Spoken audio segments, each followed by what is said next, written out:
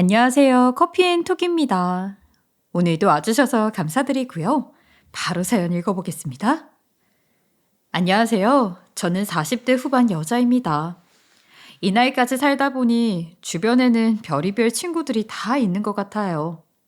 이혼한 친구, 사별한 친구, 결혼만 3번을 한 친구 등등 다양도 하더라고요. 제 주변 이야기들 뿐만 아니라 이곳에서 이야기를 들어봐도 사람 사는 모습들이 참 가지각색이라는 생각이 들어요. 매번 이야기를 듣기만 했는데 오늘은 저의 이야기를 한번 들려드리면서 제 사연을 담담하게 풀어볼까 합니다. 저는 어려서부터 소원이 하나 있었어요. 그건 바로 돈 걱정 없이 사는 것이었죠. 어린애가 벌써부터 돈 한다고 생각하는 사람들도 있을 거예요. 하지만 누군가한테는 생존의 문제이기도 했었습니다. 처음부터 그랬던 것은 아니었어요. 초등학교를 졸업할 때까지만 해도 오히려 좀 유복한 편이었어요. 남들보다 여유롭게 지내면서 부족한 것 없이 지냈었습니다. 철마다 남들은 가지 못하는 고급 호텔에 가서 며칠씩 휴가를 보내기도 했고, 아주 어릴 적에는 가족들끼리 해외여행을 다니기도 했었거든요. 하지만 제가 행복했던 시간들은 그리 길지 못했어요. 저희 집이 난리가 났었거든요. 가세가 급격하게 기울기 시작한 건 엄마가 병상에 눕게 되면서부터였어요. 엄마께서는 평소에 감기 한 번을 걸리지 않은 분이셨는데 어느 날부터인가 원인 모를 통증에 시달리셨어요. 유명하다는 병원 중에 가보지 않은 곳이 없었어요. 엄마는 날마다 바싹바싹 말라가고 계셨고 지켜보는 저와 가족들은 하루하루 지켜보는 것만으로도 힘든 시간을 보내고 있었어요. 후에 대학병원에서 알게 된 바로는 엄마께선 이름도 낯선 희귀병을 앓고 계신다고 이야기를 들었어요. 아직까지 뾰족한 치료 방법이 있는 병이 아니었기에 약물 치료를 하게 되었습니다. 하지만 그 약이 보험 적용이 되지 않는 약이었고 워낙 수요가 없는 약이다 보니 금액이 상당했어요. 하지만 약 없이는 버틸 수가 없다 보니 살기 위해서는 어마어마한 금액을 감당해 가면서 약을 처방받아야만 했었죠. 다른 대학병원을 가봐도 별다른 치료법이 있는 게 아니라는 말뿐이었어요. 아빠는 지푸라기라도 잡는 심정으로 전국 팔도를 돌아다니면서 유명하다는 한의원을 수소문했었어요. 애석하게도 어떤 것도 효과가 되지 않았고 엄마의 병세는 날이 갈수록 심해져만 가고 있었어요. 가족들의 마음은 애가 타고 있었어요. 후에는 엄마께서 침대 밖으로 나오실 수 없는 지경에 이르시기까지 했습니다. 하지만 아빠는 그런 엄마를 끝까지 포기하지 않고 있는 힘껏 보살폈어요. 엄마의 건강만 회복이 된다면 무엇이든 할 수 있다고 생각했었죠. 저희 집이 이렇게 된 이후 아빠는 아빠와 친한 분의 도움을 많이 받았어요.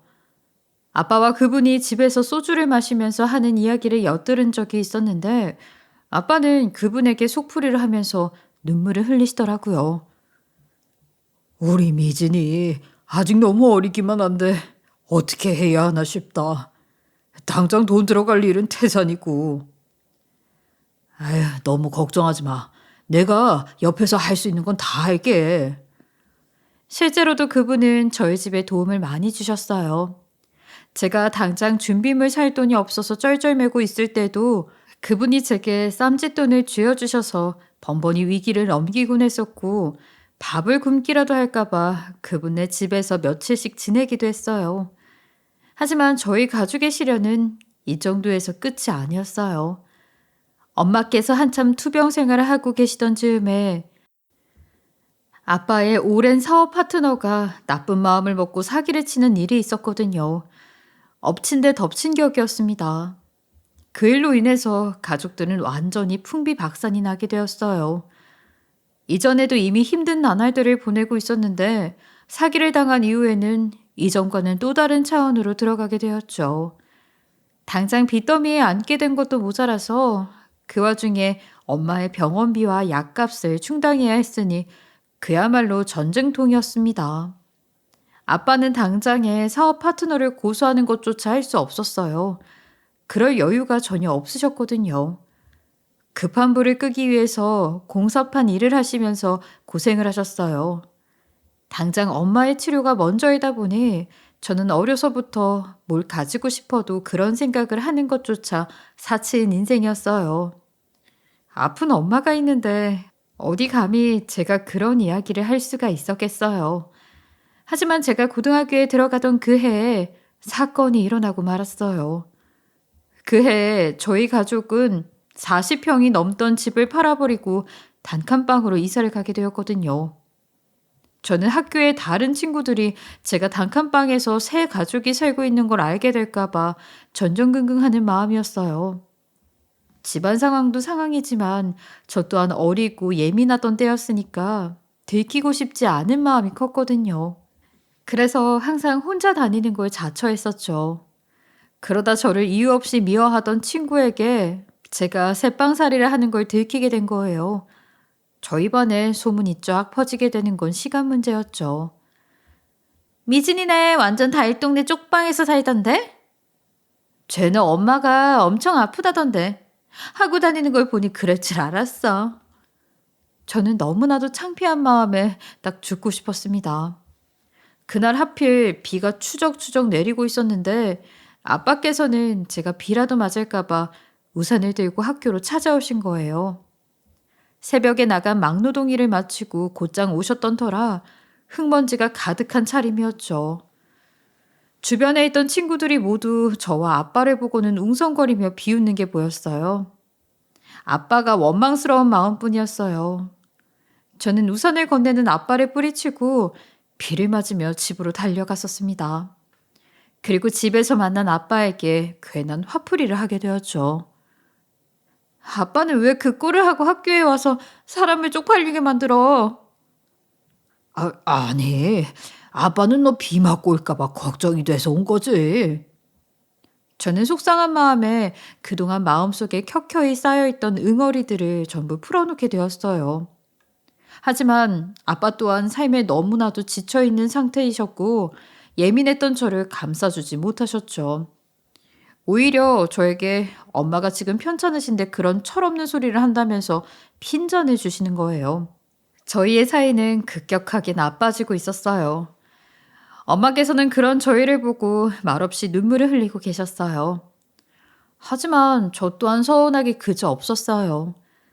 어떻게 딸의 마음을 전혀 알아주지 못하는지 원망스러운 마음뿐이었죠. 그때쯤부터 저희 부녀는 이전에 다정했던 모습은 온데간데 없어졌습니다. 이 모든 일들이 엄마의 병세와 갑작스럽게 들이닥친 가난 때문이라고 생각했어요. 다른 친구들은 당연하게 누리는 것들이 저한테는 작은 것들조차 사치였어요. 지금 생각을 해보면 아픈 엄마에게 철없는 딸, 거기에 그런 엄마와 딸을 돌봐야만 하는 아빠는 얼마나 어깨가 무거웠을까 하는 생각에 가슴이 먹먹해져 와요. 하지만 아빠의 속도 모른 채 제 인생이 한스럽다고 생각이 되던 날들이었어요. 하루라도 빨리 학교 생활이 끝이 나기만을 바랄 뿐이었어요. 저에게 있어서 학창시절은 지옥 같은 시간들이었어요. 그러다 제가 수능을 보기 일주일 전이었어요. 엄마께서는 그해 겨울이 시작될 무렵부터 병세가 심해지기 시작하시더니 어느 날 갑작스럽게 돌아가시게 되었어요. 아빠와 저는 어느 정도 예상하고 있었던 일이었지만 그래도 막상 눈앞에 닥치게 되니 아무런 생각이 들지 않고 눈물밖에는 나지 않더라고요. 한편으로는 이제 다 끝이 났구나 싶기도 했어요. 그렇게 뒤숭숭한 마음을 안고 치른 수능 시험에서 꽤나 좋은 성적을 거두게 되었어요. 지방에 있는 국립대 정도는 너끈하게 입학할 수준이었죠. 하지만 저는 대학에 들어가서 스스로 등록금을 감당해낼 자신도 없었고 여자 인생에서 공부는 크게 중요하지 않다고 생각되었어요. 아마 엄마가 돌아가시고 나서 그런 생각을 하게 되었던 것 같네요. 이미 마음을 굳힌 저에게 아빠는 설득을 했어요. 대학만큼은 꼭 가야 한다고 하는 겁니다. 아빠가 예전부터 항상 말했잖아. 대학은 꼭 가야 해. 어떻게 해서든 네 대학 등록금을 마련해 줄 테니까 포기하지 말고 꼭 가. 대학은 무슨 대학이야. 당장 쌀 살 돈도 없어서 저금통을 털어야 할 판인데. 아빠가 무슨 수로 등록금 마련해 줄 건데? 제가 걱정되어서 해준 말에 저는 다시 한번 아빠의 가슴에 대못을 박았네요. 좋게 말할 수도 있는 건데 저도 참 철이 없었죠. 그런 이유들로 인하여 좋은 성적을 거뒀음에도 불구하고 대학엔 들어가지 않게 되었어요. 20살이 되자마자 지옥 같았던 그 단칸방에서 뛰쳐나가 독립을 하게 되었어요. 제가 당장 할 수 있는 일을 찾아 헤매다가 국가에서 도와주는 학비 지원을 받아서 간호조무사 자격증을 따게 되었어요. 사실 저는 원래 간호학과에 진학하고 싶어 했었거든요. 그런데 형편이 여유치 않아서 포기하게 되었으니 다른 방법을 찾게 되었던 거랍니다. 고등학교밖에 졸업을 하지 못했어도 병원에서 근무하면 그래도 남들이 무시하지는 못할 거라고 생각했거든요. 그리고 안정적으로 일할 수 있겠다 싶기도 했어요. 그렇게 동네의 작은 소아과에서 간호조무사로 일을 하면서 지냈어요. 제 스스로 돈을 벌어서 원하는 걸 사 먹고 사 입으면서 산다는 것이 이렇게나 행복한 일이라는 걸 처음 깨닫게 되었어요. 그러면서 저는 자연스럽게 아빠와 연락이 멀어져 가고 있었어요. 아직도 아빠에 대한 원망 어린 마음이 풀리지 않더라고요. 그러다 제가 23살이 되던 해였어요. 어느 날 함께 일하는 간호조무사 언니께서 저에게 그런 말을 하는 거예요. 얘, 그러지 말고 남자 한번 만나볼래? 아니, 너도 결혼 생각 있는 편이잖아. 아이, 그렇긴 한데 어떤 사람인데요? 그 언니는 저에게 그런 말을 했어요. 여자는 금값 쉴 때 결혼해서 자리 잡고 사는 게 제일이라고요. 그러면서 성실한 남자인데 배운 것도 많고 괜찮다고 하는 겁니다. 아, 너 이 남자 꽉 잡으면 나중에 대학 교수 사모님 될 수도 있어. 진짜라니까. 언니의 말에 저는 혹하는 마음이 들었어요. 고졸에 가진 것도 없는 제가 결혼으로 인생이 완전히 뒤바뀔 수도 있는 노릇이었으니까요. 솔직히 그 사람에 대해 궁금한 것보다도 결혼으로 제 인생이 윤택해졌으면 하는 마음이 컸던 것 같았어요. 저는 당장에 언니에게 말해서 소개를 받겠다고 했어요. 그렇게 만나게 된 남자는 자그마한 키에 왜소해 보이는 몸을 가지고 있었어요. 하지만 언니 말처럼 좋은 대학을 다니는 사람이더라고요. 나이는 저보다 7살이나 많았는데 아직 학교를 다니고 있었어요. 당장 취업을 할까 유학을 갈까 생각을 했었는데 일단은 여기서 공부하는 게 먼저인 것 같더라고요. 그래서 지금은 공부만 열중하고 있어요. 나중에 서로 조금씩 가까워지면서 이런저런 이야기를 하다가 알게 되었는데 원하는 학교에 들어가기 위해 사수를 했다고 하더라고요. 중간에 포기할 법도 한데 끝까지 포기하지 않는 근성을 보니 뭐래도 할 사람이구나 하는 생각이 들었어요. 그에게 그런 근성을 배우고 싶은 생각도 들더라고요. 그렇게 저희는 조금씩 가까워지게 되더니 어느 순간부터는 연인 사이로 발전을 하게 되었어요. 알면 알수록 저와는 다르게 어딘지 똑똑하고 멋있어 보이는 그에게 점점 더 빠져들게 되었던 것 같아요. 그렇게 저희가 한 반년 정도 연애를 이어가고 있던 때였어요. 어느 날 남자친구가 저에게 갑작스러운 이별 통보를 하는 거예요. 저는 어이가 없고 황당했습니다. 아니, 왜 갑자기 헤어지자고 하는 건데? 그게 사실 엄마가 자기 만나는 걸 너무 안 좋아하셔서 나도 어떻게 막아보고 싶은데 엄마가 너무 완강하셔서 쉽지가 않네. 얼마 전에 저는 남자친구네 집에 인사를 드리러 갔었거든요. 그때 저를 보고는 마음에 들지 않는다고 하셨다면서 헤어지라고 했다는 겁니다. 사실 그날 어머님을 뵙고 염려가 되긴 했었거든요.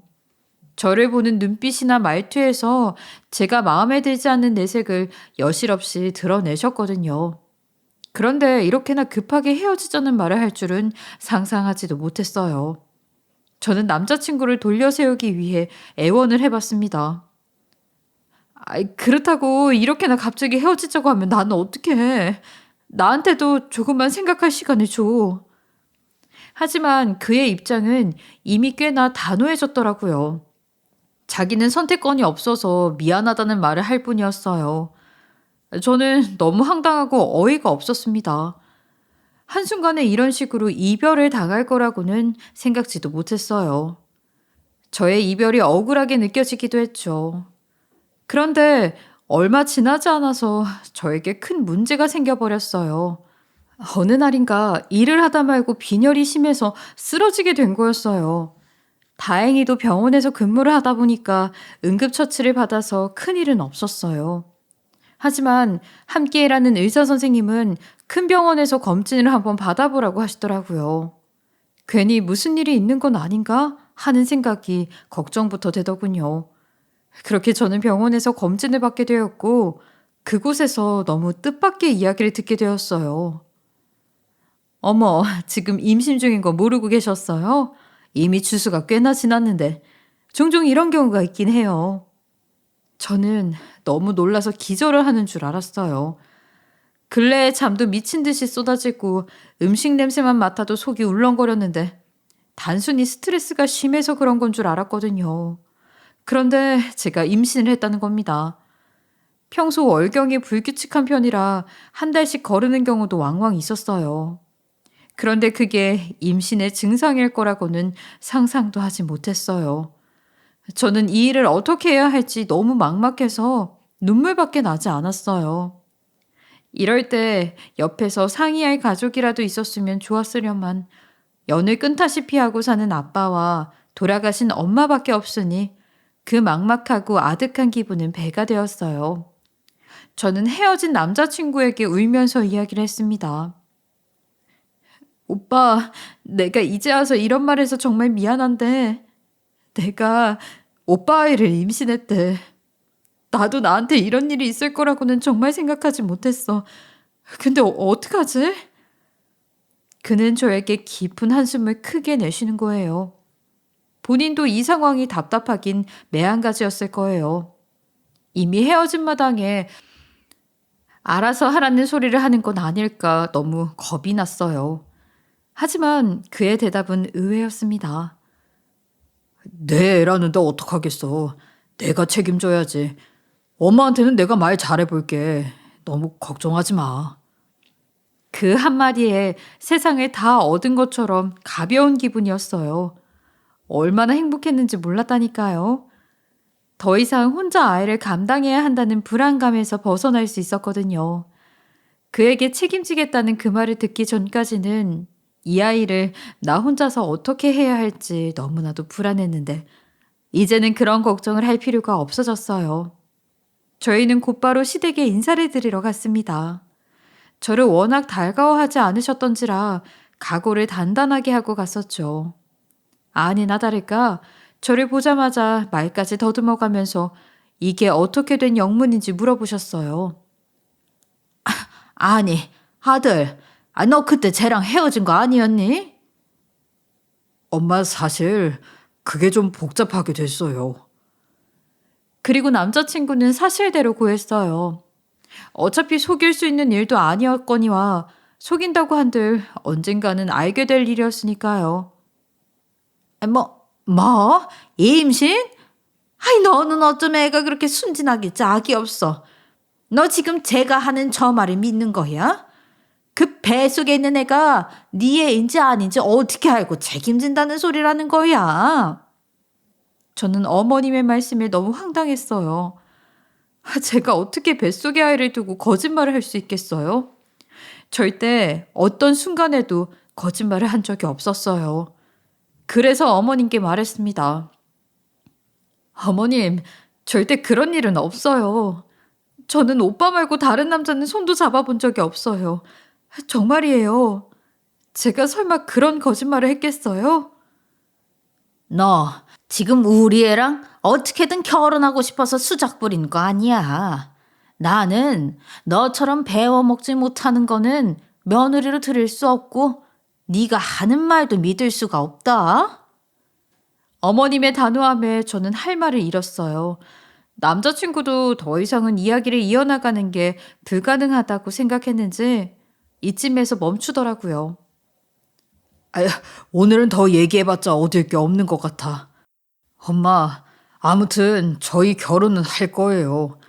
그러니까 그렇게 머리띠 두르고 누워 계셔도 소용없을 거니까 그렇게 아세요.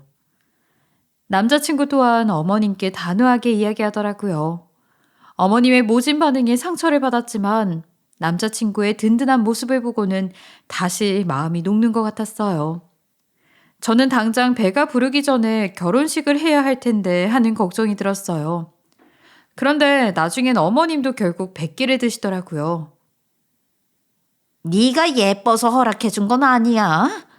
아휴, 내 팔자야. 우리 아들이 곧 교수만 되어도 여자가 줄줄일 텐데. 아이고, 배야. 끝까지 저를 못마땅해 하긴 하셨지만 그래도 어쩌겠어요. 저는 결혼 이야기를 하기 위해 오래간만에 아빠에게 연락을 하게 되었어요. 아빠와 만나서 인사를 해야 하는데 그 작은 단칸방으로 차마 예비 신랑을 데리고 갈 수가 없더라고요. 솔직히 제가 어떻게 살았었는지 공개하는 게 겁이 났던 것 같아요. 그렇게 저는 아빠와 조그만 한정식 집에서 만나게 되었어요. 예비 신랑은 아빠를 향해 깍듯하게 인사를 하더라고요. 거의 3년 만에 만난 아빠는 이전보다 얼굴이 더 까맣게 타 있었고 야위어지셨더라고요. 내가 우리 딸애한테 해준 것이 딱히 없어서 그냥 둘이 알아서 예쁘게 잘 살면 되지. 아빠는 별다른 말씀이 없으셨어요. 그렇게 저희는 결혼을 하게 되었고 결혼식 날 이후로는 아빠를 만나볼 수가 없었어요. 무소식이 희소식이라는 말을 마지막으로 소리 소문 없이 연락이 끊겨버렸거든요. 처음엔 어디서 어떻게 지내는 건지 걱정이 되는 마음이 들기도 했는데 나중엔 차라리 잘 됐다는 생각마저 들었습니다. 그렇게 저희는 신혼생활을 시작하게 되었어요. 아직 남편이 벌이가 있는 게 아니었던지라 시댁에서 조금의 도움을 받고 작은 투룸집에서 시작을 했죠. 저는 남편의 공부에 방해가 될까봐 조심조심하면서 지냈어요. 출산이 다가올수록 몸도 무거워지고 힘들었지만 알아서 잘 이겨내는 게 도움이 되는 거라고 생각했었거든요. 얼마 후 출산한 아이는 저를 빼다 박은 예쁜 딸아이였어요. 아들이 아닌 것에 대해서 어머님은 실망을 하신 눈치였어요. 떡두꺼비 같은 아들일 줄 알았더니 딸이야? 분명 아들 태몽이었는데 에휴, 어디 쪽팔리게 딸이라니. 친구들한테 그렇게나 아들이라고 얘기를 해놨는데. 애기 낳느라 고생했다는 말 한마디를 듣지 못했네요. 솔직히 속상한 마음이 먼저였어요. 다른 사람들은 아이 낳으면 친정엄마가 와서 산후조리도 도와주고 가족들의 도움을 많이 받는다고 하는데 저한테는 그런 게 있을 수가 없었잖아요. 다만 저와 함께 일을 하던 친한 언니가 와서 며칠 도와주었어요. 그 언니한테는 지금까지도 참 고마운 마음이 커요. 아직 몸이 풀리지 않았지만 아이를 낳고 얼마 지나지 않아서 곧바로 복직을 해야 했어요. 당장 생활비를 벌기 위해서였죠. 남편이 공부를 해야 하는 상황이다 보니 저라도 일을 그만둘 수가 없었어요. 남편이 교수만 되면 더 이상 고생을 하지 않아도 된다는 생각으로 열심히 일을 하면서 생계를 이어나갔어요. 조금만 고생을 하면 될 거라고 생각했는데 그건 저의 크나큰 오산이었죠. 남편은 본격적으로 대학원 공부를 시작했는데 공부하는 동안 필요한 모든 학비들을 제가 충당해야 하는 상황이 온 거예요. 솔직히 시댁에서 지원을 해주는 건 줄 알았는데 아무것도 해줄 수 없다고 하시는 겁니다. 우리가 뭐 가지고 있는데 없다고 하는 게 아니지 않아? 너희들은 부부니까 너희들 문제는 알아서 해야 할 거 아니야. 너 그리고 결혼할 때 내가 집도 해줬잖아. 사실 엄밀히 말하면 집을 해준 게 아니라 지불할 때 약간의 돈을 보태주신 거였어요. 그마저도 제 돈이 90% 이상이었고요. 먹고 싶은 거 먹지 않고 사고 싶은 것도 꾹꾹 참아가면서 죽기 살기로 모은 돈으로 구한 집인데 또 말을 저렇게 하는 겁니다. 황당하고 어이가 없었죠. 저도 그쯤 되니까 오기가 생기더라고요. 어떻게 해서든 제 힘으로 알아서 살아나가는 걸 보여주고 싶은 마음이 생겼어요. 풀리지 않은 몸으로 죽어라 일을 해서 남편의 학비를 벌었어요. 절대 쉬운 일이 아니었어요. 낮에는 병원에서 근무를 하고 밤에는 설거지 알바와 고깃집 서빙 알바를 하면서 밤낮 가리지 않고 일을 했으니까요. 거기에 새벽엔 밤낮이 바뀐 딸아이를 돌보기 위해 밤을 지새워가면서 지내는 나날들이었어요. 그치만 제가 선택한 삶이니 제 역할에 충실하게 지낼 뿐이었어요. 생각한 것과는 괴리가 있는 결혼 생활이었어요. 남편은 항상 연구에 매진하느라 그리고 동료들과 시간을 보내느라 바빴고 저는 남편이 없는 시간들을 홀로 버티면서 지냈어요. 결혼을 하게 되면 이전보다 안정적으로 살 수 있을 거라는 희망들이 하늘로 흩뿌려지고 있었어요. 남편은 딸아이에게 한없이 무심한 아빠였어요. 아이가 커가는 걸 함께 보면서 그 소소한 기쁨을 느끼고 싶었는데 아무런 관심이 없었죠. 여보, 우리 유빈이 좀 봐요. 벌써 이가 위아래로 다 났어요. 아까 나도 봤어. 귀엽네. 언제 저렇게 큰 거야? 자기 근데 집에 먹을 게 너무 없는 거 아니야? 나 이제 곧 시험인 거 알잖아. 먹는 거 좀 신경 써줘. 미안해요, 여보. 근데 저도 거의 못 자면서 지내서 내가 너무 바빠서 그랬어요. 앞으로 신경 쓸게요. 저라고 살림살이에 신경을 안 쓰고 싶었겠나요? 먹고 사는 일에 급급하니까 어쩔 수 없었는데 남편은 이해를 하지 못하더라고요.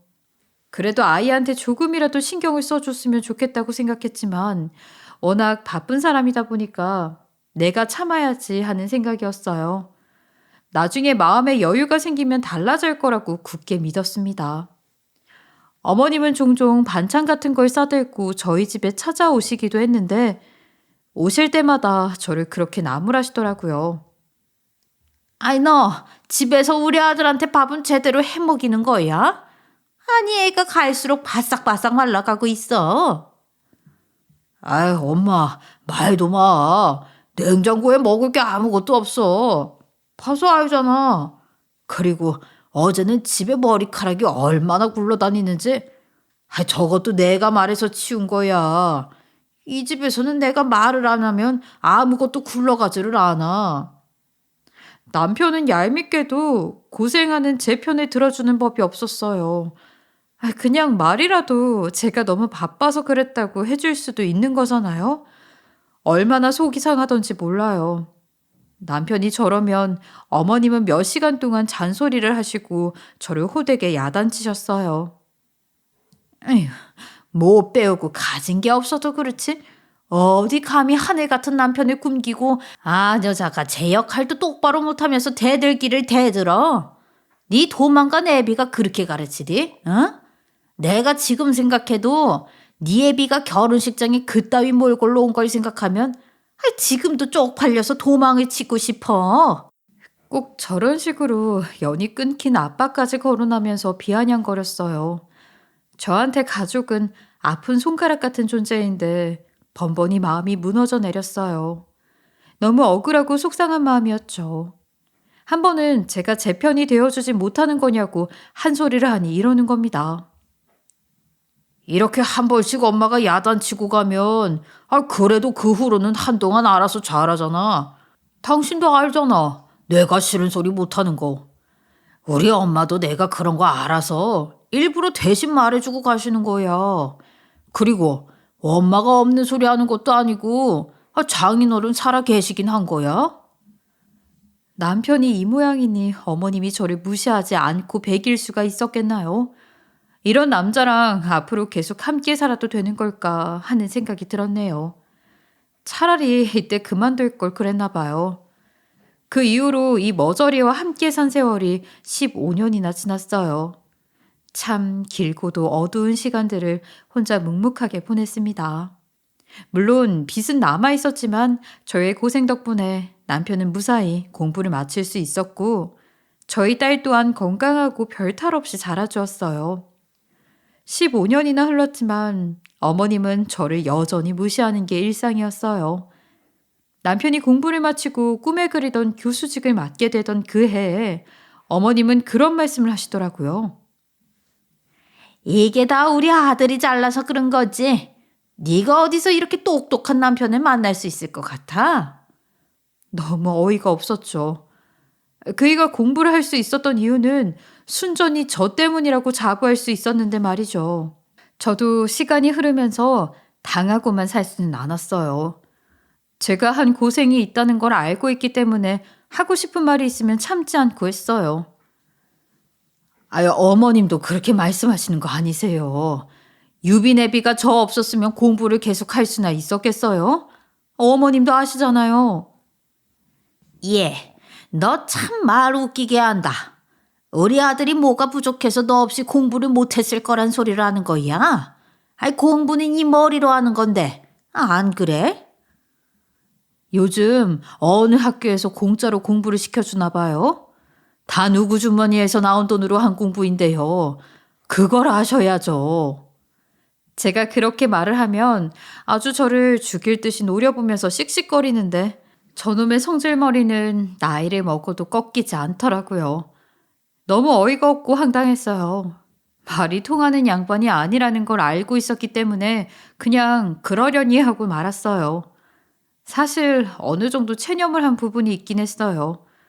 그동안 결혼 생활을 하면서 남편에게 정이 떨어질 대로 떨어지고 있었기 때문에 적당한 때를 봐서 갈라서고 싶다는 생각을 하고 있었거든요. 그러다 사달이 나고 말았어요. 남편이 어느 날 저에게 그러는 겁니다.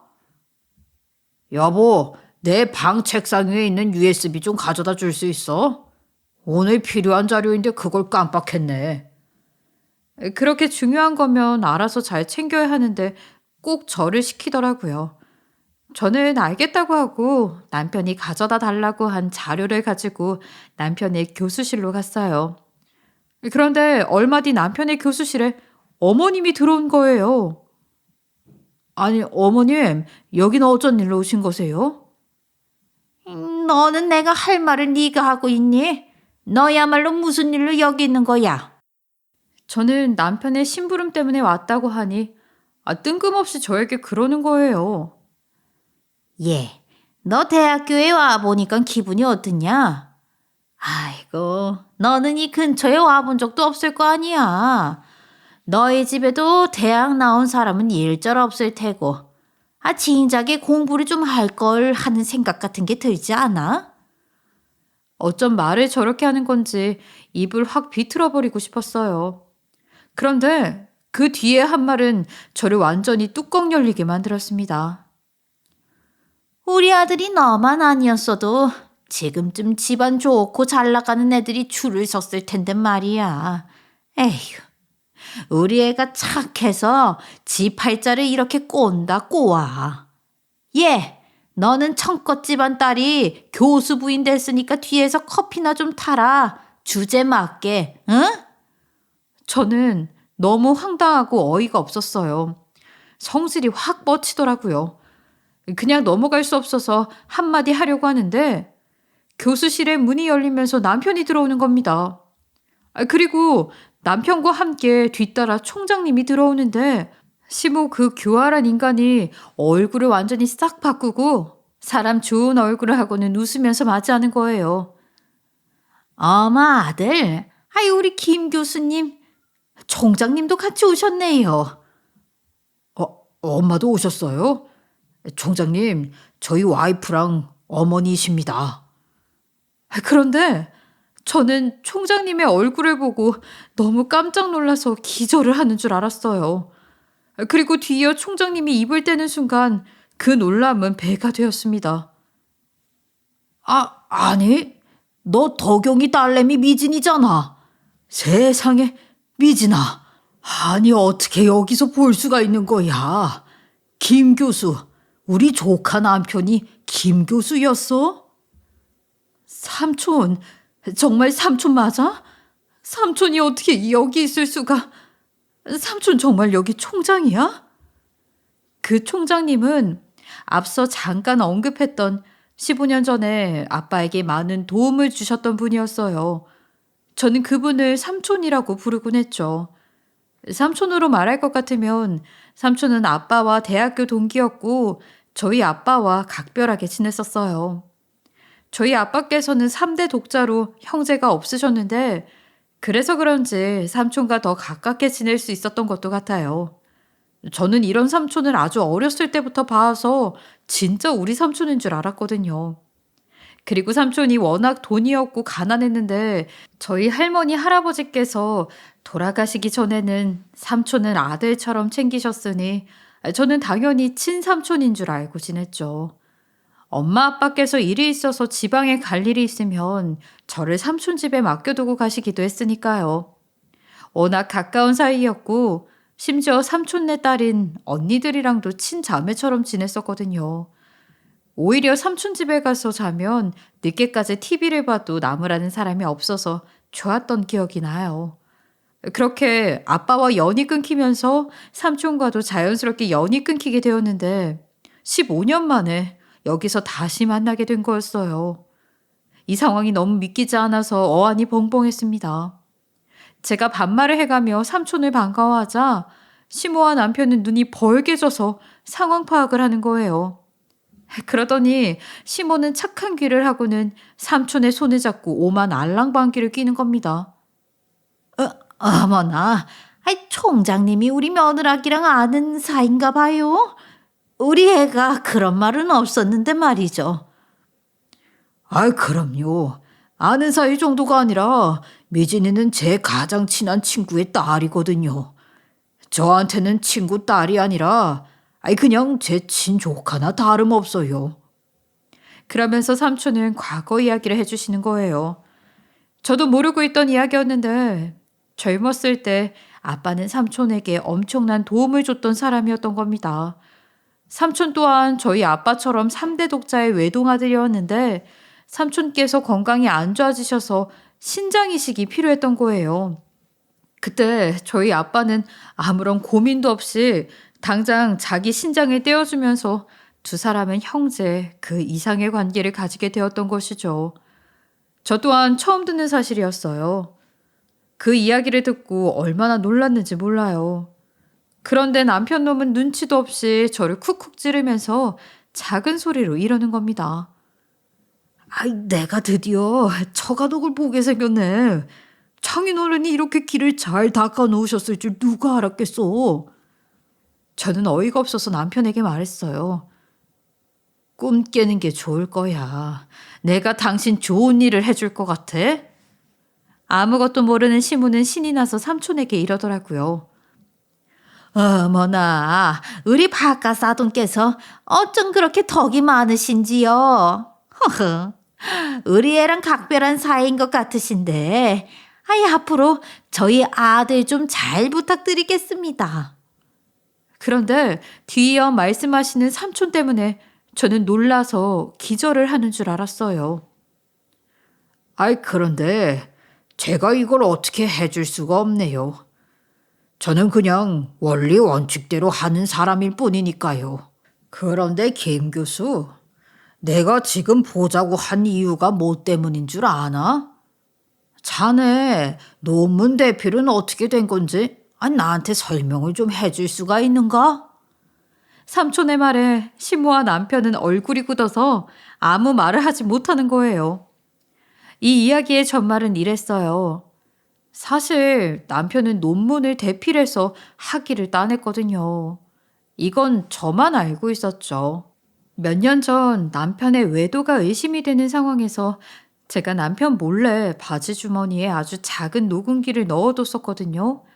그 녹음기를 켜봤다가 외도가 아닌 의외의 사실을 알게 된 거였어요. 나중에 한 방 터트릴 생각으로 저 혼자만 알고 있었는데 그러던 중 작년에 14년 만에 연락이 끊겼던 아빠와 다시 연락이 되었어요. 그간 어떻게 지내느라고 연락이 되지 않았던 건지 듣게 되었어요. 아빠는 제가 결혼하던 그 해에 간암 판정을 받으셨다고 해요. 그런데 저희 가족은 엄마의 투병을 겪어봤기에 집안에 아픈 사람이 있는 게 얼마나 고통인지 너무나도 잘 알고 있었죠. 결혼해서 뱃속에 아이까지 있는 저에게 짐을 짊어지게 하고 싶지 않으셨던 아빠는 병원 치료를 포기하고 산속에 들어가셔서 자연 치유가 되기를 기다리면서 민간요법으로 스스로 암을 이겨내셨다고 하는 겁니다. 아빠의 이야기를 듣고 얼마나 울었는지를 몰라요. 지금은 건강해진 모습으로 저와 제 딸이 어떻게 지내는지 궁금해서 먼저 연락을 하셨던 겁니다. 전 아빠에게 이런저런 이야기를 하면서 회포를 풀다가 제가 그동안 고생했던 것들 이야기해드리고 곧 이혼을 할 거라고 말했어요. 그때 아빠께 남편의 비밀이 담긴 녹음기 이야기를 했었는데 그날 제가 하도 울어서 정신없어서 녹음 파일이 담긴 USB를 아빠 집에 놓고 온 겁니다. 저는 그걸 잃어버린 줄 알고 얼마나 속상했는지 몰라요. 그런데 오히려 기회가 될 수 있었어요. 아빠는 오래전부터 삼촌과는 계속 연락을 하면서 지내셨다고 해요. 삼촌이 비청산에도 도움을 주시고 아빠가 살 수 있는 작은 집도 해주셨다고 하더라고요. 아빠는 이 사실을 총장인 삼촌에게 전하게 되었고 교수직 박탈을 시킬 생각을 벼르고 계셨던 거였죠. 저도 두 분이 그런 이야기를 나누었다는 건 전혀 모르고 있었어요. 그런데 어쩜 이렇게 타이밍 좋게 시모와 남편이 나란히 앉아있게 된 건지 몰라요. 이런 걸 보면 신이 있나 싶기도 하네요. 삼촌이 대필에 대해 물어보니 남편 놈은 당황을 해서 어버버 하는 거예요. 총장님, 무슨 그런 말씀을 하고 그러세요? 대필이라뇨? 그럴 리가 있겠습니까? 그래? 그럼 이 USB는 뭘까? 삼촌은 그 안에 들어있는 녹음 파일을 켜자 남편과 시무가 놀라서 손에 벌벌 떠는 겁니다. 총장인 삼촌과 제가 아는 사이라는 것도 충격일 텐데 죽을 때까지 아무도 모를 거라고 생각했던 대필에 대한 이야기를 총장님이 알고 있을 거라고 어찌 상상을 했겠어요. 남편과 시무는 얼굴이 새파랗게 질려서는 그 자리에서 납작 엎드리는 겁니다. 총장님, 제가 그게 정말 잘못했습니다. 제가 그러려고 그런 게 아니라. 총장님, 우리 아들이 그런 짓을 했을 리가 없습니다. 이거 조작된 거예요. 너도 어서 일로 와서 엎드리지 못해? 그때 삼촌은 화가 단단히 났는지 시모에게 말씀하시더라고요. 여기가 어디라고 지금 우리 조카한테 엎드리라는 말씀을 하시는 겁니까? 잘못은 대개 아드님께서 하셨는데 왜 제 조카가 잘못을 빌어요? 김 교수, 아무튼 이건 징계위원회로 넘어갈 테니까 그렇게 알고 있어. 알겠어? 그때 저도 한 소리 크게 했어요. 당신 이것만 잘못한 거 아니잖아. 같이 근무하는 조교한테 말도 안 되는 갑질까지 하고 있는 건 내가 모르고 있을 줄 알아? 내가 조교한테도 증거 싹싹 모아서 고소하라고 말할 거야. 녹음본에 조교 괴롭힌 것도 다 있으니까 증거는 내가 줄 거고, 그리고 조만간 당신한테도 이혼 서류 갈 거야. 그렇게 알고 있어. 두 사람은 완전히 놀라서 제 바지가랑이를 붙잡고 늘어지는 겁니다. 당신 그걸 어떻게 알고 있었어? 여보, 내가 정말 미안해. 그러려고 그런 게 아니라. 당신은 뭘 그렇게 자꾸 그러려고 그런 게 아니래? 누가 당신한테 그런 짓거리 하고 다니라고 협박이라도 당한 거야? 나 참 어이가 없어서 지저분하게 마무리하고 싶지 않으니까 내가 원하는 조건으로 합의해 주는 게 좋을 거야. 저는 남편의 손에 뿌리치고 삼촌과 교수방을 나가려고 했어요. 그런데 이번엔 시모가 저를 붙잡고 말하더라고요. 유비네미야. 아니, 그 남자가 큰일 하다 보면 실수도 할 수 있고 그런데 너는 아내가 돼서 그런 걸 증거로 준다고 하면 어쩌니? 왜 그래? 그리고 이런 걸로 헤어지니 많이 하는 거 아니다. 알겠어? 그냥 조용히 넘어가자. 아내요? 참나. 아까는 저보고 교수 남편 뒀으니까 커피나 타라면서요. 방금까지만 해도 다방 직원 취급했으면서 제가 당신 아들의 아내 노릇하길 바라는 거예요, 지금? 아주 웃기지도 않는군요. 이젠 당신이 당신 아들 뒷바라지하면서 총장님이나 제 커피 타면서 빌빌 기어야 할 거예요. 저는 코웃음도 나지 않았어요. 그런데 삼촌은 자기가 더 어이없어 하면서 그러는 겁니다. 아이, 너 이런 집에서 그동안 어떻게 지낸 거야? 아, 이 보세요, 김 교수 어머님. 그런 말은 나중에 법정에서 하시면 될 것 같네요. 듣는데 너무 어이가 없어서 한마디 했습니다. 그리고는 삼촌이 제 팔을 잡고 교수방을 빠져나왔어요. 15년 만에 만난 삼촌의 딸인 언니는 변호사가 되어서 자기 사무실을 차렸더라고요. 언니의 도움을 받아서 저는 거액의 합의금과 재산 분할을 받고 이혼할 수 있었어요. 당연한 이야기지만 양육권도 제가 받아올 수 있었고 남편은 대필 사실과 조교를 괴롭힘의 전말이 학교에 쫙 퍼지게 되면서 교수직을 박탈당했어요. 얼마나 고소한지 몰라요. 결국 이렇게 벌을 다 받게 되더라고요. 지금은 교수 생활을 완전히 접고 보습학원에서 애들을 가르치고 있는데 그마저도 번번이 잘리게 되어서 오래 일하지 못하고 지낸다고 해요. 그 인간들이 삶을 마감할 때까지 이렇게 전전긍긍하면서 살았으면 좋겠네요. 교수도 제가 만들어준 거니 끝까지 교수 일도 못했으면 하고요. 지금은 합의금을 받은 거에 약간의 대출을 껴서 아빠와 함께 반찬 가게를 운영하면서 지내고 있어요. 서울 생활을 뒤로하고 지방에서 지내는데 훨씬 여유롭고 좋네요. 사람 일이 참 알다가도 모르긴 한데 어쩜 이런 식으로 흘러가나 싶어요. 참 신기하기도 하고 한편으로는 대단하다 싶기도 합니다. 항상 사연을 들으면서 제 마음에 안식을 많이 얻었는데 저의 이야기가 누군가에게 잠시나마 안식이 되었으면 좋겠네요. 지금까지 커피앤톡이었습니다. 오늘도 끝까지 함께 해주셔서 감사하고요. 다음 영상으로 또 찾아뵙겠습니다.